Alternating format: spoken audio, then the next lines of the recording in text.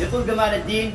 كم من قصيدة لها أبيات موضوعة وأنا حروفي لأنه وقع بالتذكير ذكرى وخلتني كتبت أبيات مقصودة، والقصد فيها طبيبة تخصصت تخدير يوم المرض جاني، قالوا الهند موجودة ولا ترى ألمانيا هي الأفضل في التطوير، رديت وقلت برلين موجودة، وارجوك يا الطيار عجل بلا تقصير، دوخت في الطائرة دوخات معدودة وصحيت بالمشفى وأنا في غرفة التنظير مريض فيني القلب والشريان مسدودة، وقالوا بصوت واحد عملية في التخدير، وفجأة وأنا أتوقع يدي مستها دكتورة وقالت لي بالعربي تسهيل لا تعسير، بأخدرك حقنة فوق القلب مغروسة، بيتي أني أرجوك هدي ترى تحذير، والوقت يمضي والخطر أعلن وجوده، والموت هو دير ثود قادم بلا تأخير، أغمي علي وكنت أسمعها مفزوعة وأسمع لها صيحات دكتور يا ديمير وش صار طمني، قسم بالله مفجوعة نبضاته متوقفة والدم فيه تقطير، دكتور خذ قلبي ترى في الطب مشروعة واعطيه قلبي